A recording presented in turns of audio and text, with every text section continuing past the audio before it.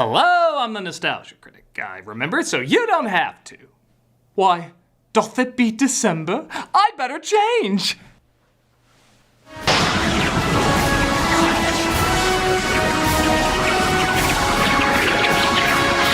Yeah, close, but totally off. Play the thing.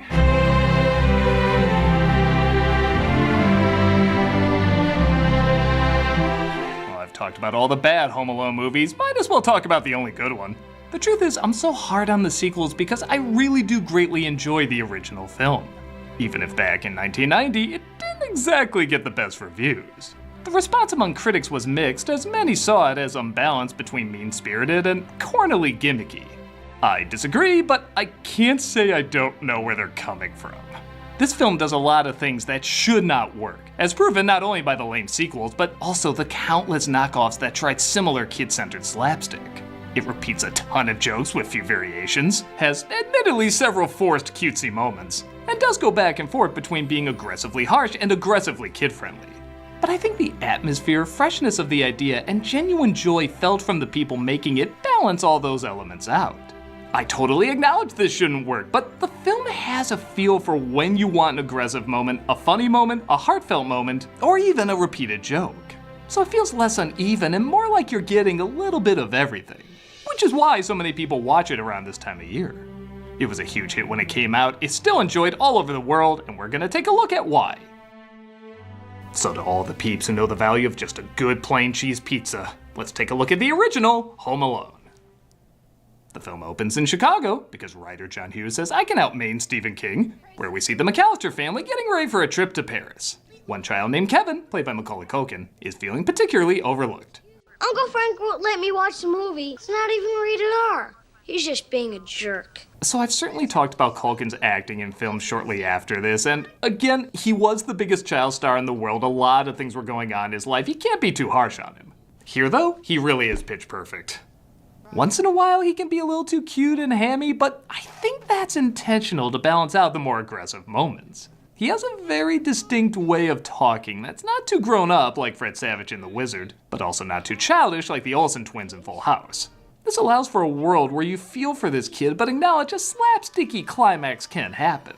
And Culkin finds the middle ground in his performance to help that world feel like it can exist. This house is so full of people, it makes me sick. When I grow up and get married, I'm living alone. When he needs to be hammy for a laugh, he can do it. When he needs to be emotional for a heavier moment, he can do it. All these years later, I still see this as a good performance. With that said, man, what a family of The dope was whining about a suitcase. Don't you know how to knock phlegm wad? What am I supposed to do? Shake his hand and say, congratulations, you're an idiot? Look what you did, you little jerk! This film has certainly gotten a lot of flack for making the family too mean, but it helps if you've ever known a bigger family. Not at all to say bigger families are always chaotic, but the holidays, and especially going on a trip, they usually are. Everybody's insecurities and stresses are passed downwards, so it's not surprising some people would get ignored. Chris Columbus even said he thought Kevin was a bit of a brat when he first read the script, but after having his own kids, he realized this is kind of par of the course. Get upstairs. I am upstairs, dummy. I don't want any family. Families suck. It's a house full of people, yet ironically, there's nowhere to unload your stress because everyone is so stressed out. So it comes out like, I wouldn't let you sleep in my room if you were growing on my well, that's nowhere near the harshness of Trout Sniffer, but still pretty rough. But he says a genuinely nice thing at the end. It's pretty cool that you didn't burn the place down. Thanks, Buzz. And if you've ever had an older bully pain brother, you know what a big deal that is. They notice their creepy neighbor Marley salting the sidewalks, which somehow these kids find a way to make scary. See that garbage can full of salt? That's where he keeps his victims. The salt turns the bodies into mummies. Okay, there's two movies I want made from this. One, clearly Angels with Filthy Souls, that goes without saying. And the other is this Salt Mummy movie. I don't care if it's another Walking Dead spinoff, somebody make this happen! Kevin finally has enough of everybody mocking him, so he attacks Buzz, causing absolute chaos. Stop me! Help me out. No, let's get these passports out of here. You moron! I must have seen this movie a million times and I never noticed Kevin's plane ticket being tossed in the trash. Nobody will have questioned where his ticket was, but they threw that in, and it's appreciated. The same way we appreciate Pete forcing us to form fan theories about how this is the same universe. The explanation is young Pete was put in a mental ward and nobody talks about it. Kevin's mother, played by Catherine O'Hara, has had enough of his outbursts and sends him upstairs right after a supposed cop, played by Joe Pesci, warns her not to trust anyone this time of year, so she and her husband trust him this time of year and tell him all their security details. Automatic timers for our lights, locks for our doors. That's about as well as anybody can do these days, right? I don't know what's more disturbing, how easy it was to get that information or how easy it was to get a cop uniform to get that information. Wait a minute. Bullies? You convincing spirit Halloween clearance aisle! You're the only one acting up. Kevin's told to sleep in the attic as Fuller will join him later. I don't want a super Fuller. You know about him. He wets the bed. He'll pee all over me. And according to this show, when he gets older, he might show me other things I don't want to see. Kevin wishes they'd all disappear, and faster than you can say hello, ironic twist. Power goes out and the family leaves without him. Did we miss the flight? No, you just made it. Yeah! Single seats only, coach. Take whatever's free. On American Airlines? Pfft, isn't their tagline? Hey, at least we're not Spirit. You'd be happier with Spirit. Mom? Kevin wakes up to an empty home filled with nothing but advent calendar colors. Seriously, there was a time when not every Christmas movie looked like this. You could argue this production design was eaten back then to fart out Christmas rom-coms now. And he thinks he made his family disappear. You're completely helpless. No, Kevin, you're what the French call les incompétents. I like his memory of what they said is more exaggerated than how they actually said it. Though not by much. There are 15 people in this house, and you're the only one who has to make trouble. 15 people in this house. You're the only one who has to make trouble. Some lines weren't even said. Kevin, I'm going to feed you to my tarantula. And you can see why. Even for Buzz, that's a weird insult. So Kevin decides to enjoy the house all to himself. No clothes on anybody. Sickening. They could use some fursuits. Buzz, your girlfriend. Woof. To make sure he didn't break a little girl's heart, Chris Columbus actually dressed up a little boy to be Buzz's girlfriend. Though that does raise the question, if anyone found out who this little boy was, how would that have impacted him? I'm going through all your private stuff. You better come out and pound me. I also like he keeps announcing what he's doing to the family he still thinks might be there. I like this not only because he's almost checking to see if he's really gonna get away with all this, but also to see if he can taunt them out. Like there is a small part of him that doesn't want to be without them. Guys, I'm eating junk and watching rubbish. You better come out and stop me. He watches violent film noirs, which by God, really look like an old film noir. And he rides his sled down the stairs and out the door. Thank God he teleported from the Hollywood set to Chicago, because the way this is lined up, he clearly would not have made it through that door. 5 families gone on 1 block alone. They all told me from their own mouths. The cop from earlier is revealed to be a burglar named Harry, and with his partner Marv, played by Daniel Stern, they use the information they got from people to break into their homes, starting with Kevin's. Which way? Go around back down the basement. Come on, follow me. I give credit that for as silly as this film can get, it can still be a little scary. Kevin doesn't just jump to immediate genius like a lot of knockoff films that followed. He's legit scared like any boy would be. Thankfully though, the parents realize they left Kevin home alone and they run down, I'm pretty sure still O'Hara Airport, they're just saying it's France now. And they try calling the cops to have someone check on him as they try to find a flight back.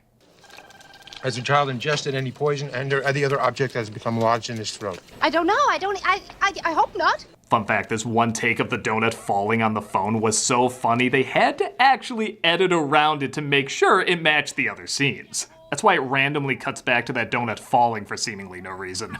Again, that must have taken more time than what was needed, but everyone I know gets a big laugh out of that detail. We'll send a policeman over to your house to check on your son. Kevin is still so scared of the burglars, he doesn't answer the cop at the door. There's no one home. I'm the counter kids again. Sounds like Chicago PD. As Kevin's mother decides to hop from plane to plane, trying to get back as quickly as possible. I'm not leaving here unless it's on an airplane. If you want to stay at the airport, maybe we can get you on standby. Yes. I'll wait. Seems like this do show the family does legit care. And Catherine O'Hara, just like Culkin, finds that perfect balance between being funny and genuinely heartfelt. Somebody pick up. I love how almost psychotically obsessed she becomes with getting back to her son. If I have to sell my soul to the devil himself, I am going to get home to my son. So much so, she completely overlooks Elvis is behind her. No, that's a theory, man, before whatever the we think now. All conspiracy theories used to have Elvis in them. I wash my hair with the Don't Formula shampoo and use cream rinse for that Just Wash Shine. We partake in the phase Culkin has sworn he'll never do again. I don't blame him. And he goes to the store where he runs into Marley. Calm down, I ate who I killed. Shoplifter! Kevin runs away with a toothbrush, beginning probably the most intense chase over dental equipment ever. Again, Chicago PD. But he gets away running into Marv and Harry robbing another house. Or rather, they almost run into him with this reverse shot. When you play that backwards, realizing how well they timed it, that is pretty impressive. Merry Christmas. When Kevin puts together Harry was the cop from the night before, Harry sees his reaction and starts following him. Why is he going faster? See, I knew he looked at me weird. Why would he run? Well, gee, if two guys in a van slowly drove behind me like this, I'd make sure my running legs still work. He gives them the slip, though, when they think he went into the church, which they don't want to go into due to smoting. Maybe we're in the church. I'm not going in there. Me neither. I'm Jewish. I'm Confucianist. Really? I like Kevin disguises himself in the nativity, almost like even he thought they would follow him into the church. And later that night, he prepares for their return. How far-fetched. Clearly a bozo pool puppet made in seconds is far more believable. Doug plays Spider-Man 2 every Friday on Twitch. We also have content 5 days a week. Hope to see you there.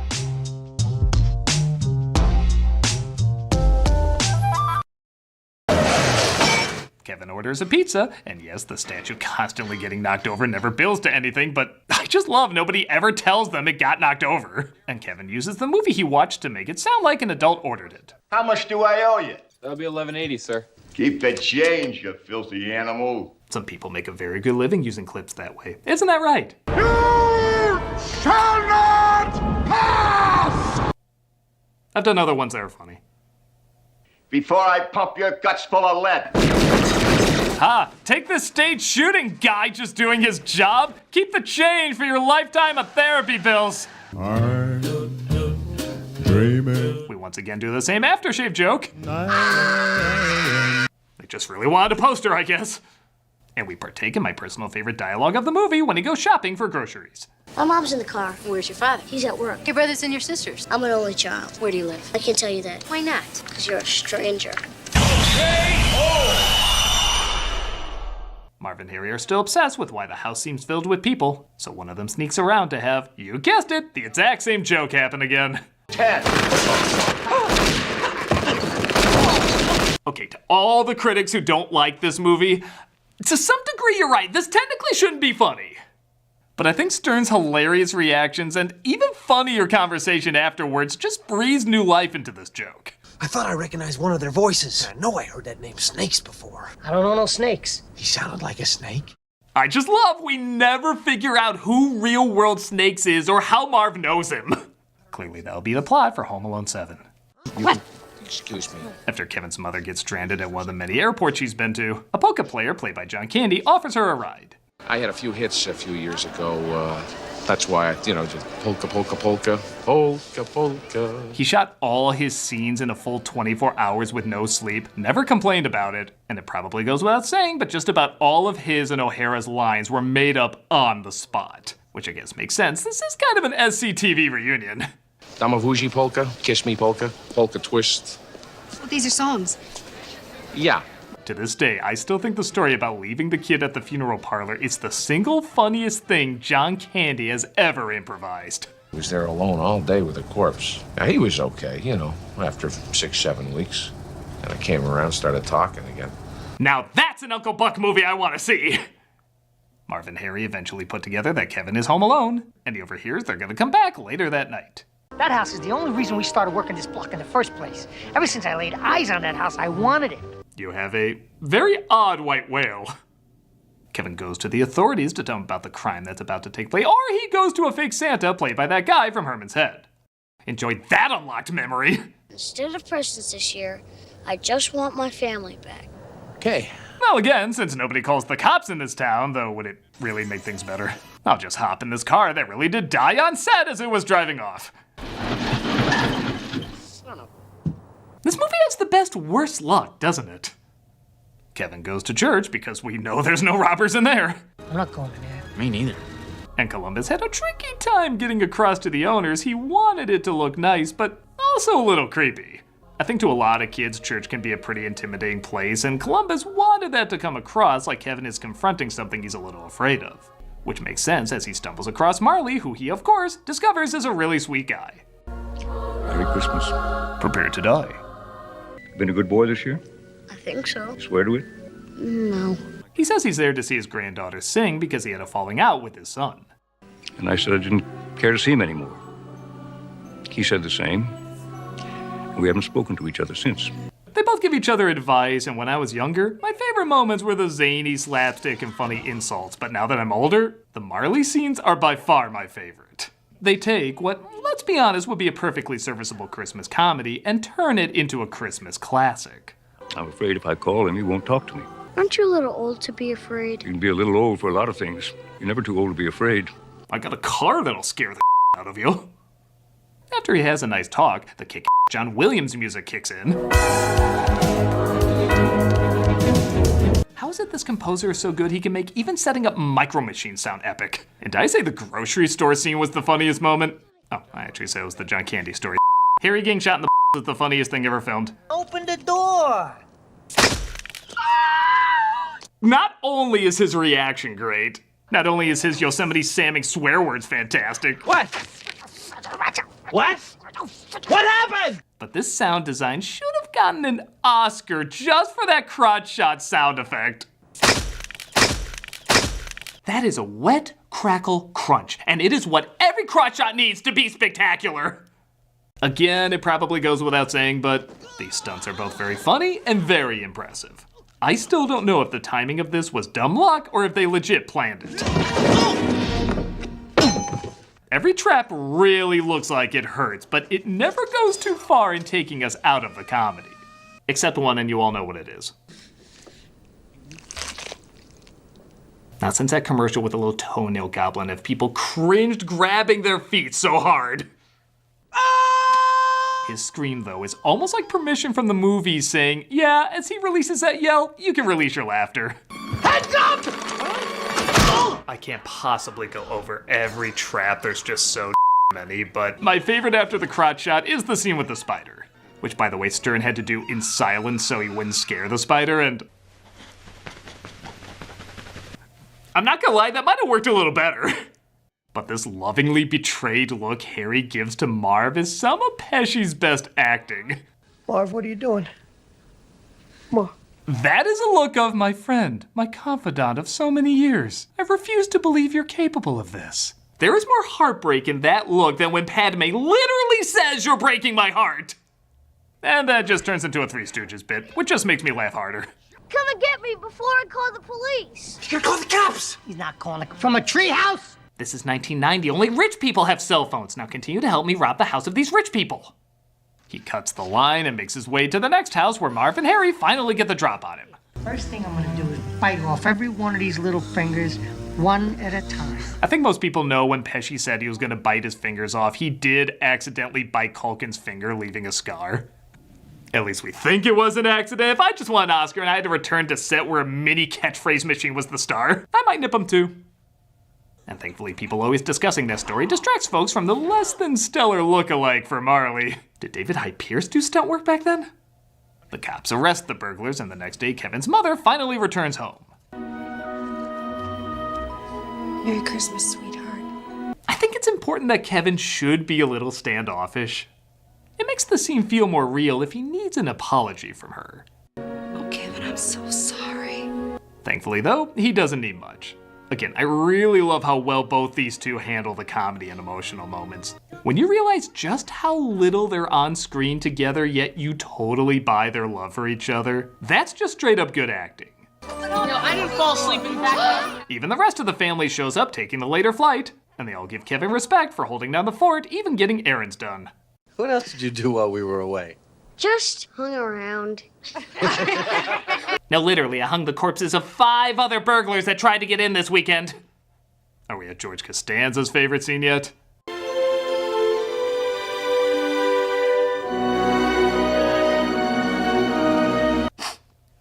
it's my favorite scene too! Not only is the music amazing, the build-up perfectly timed, the camera work wonderfully composed, but Culkin gives my favorite acting of his from anything. That is the most genuine, joyful, loving look that is 100% believable. It requires no dialogue, just an honest, heartfelt reaction. It's about as perfect a Christmas moment as you can get.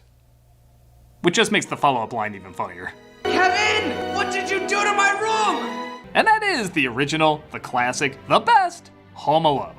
I love it for the same reasons you love it, but acknowledge for those who don't, it is understandable. It really is lightning in a bottle that can't be replicated no matter how many times they tried, and as I mentioned several times before, it probably should have failed. If you were to describe a lot of this film to me, I'm not sure I would see it becoming a Christmas classic. But the movie has a very instinctual feel to it, like even though it was hitting beats that wouldn't work in other films, it was doing it in a way that felt humorously purposeful. I think a lot of that comes from the amazing cast. I mean, everybody is top-notch in this. The elegant directing, the balanced writing, the beautiful music, and the lack of assumption. Nobody really expected anything big from this when it came out. So I think the fact that so much effort did come across on screen was a welcome surprise. It took the world by storm, and it's not that hard to see why. It's funny, it's touching, it's memorable, and it knows how to represent Christmas without even feeling like it's trying. I've seen it over 1,000,000 times, and I can assure you, I'm gonna see it at least 1,000,000 more. I'm a Nostalgia Critic guy, remember? So you don't have to.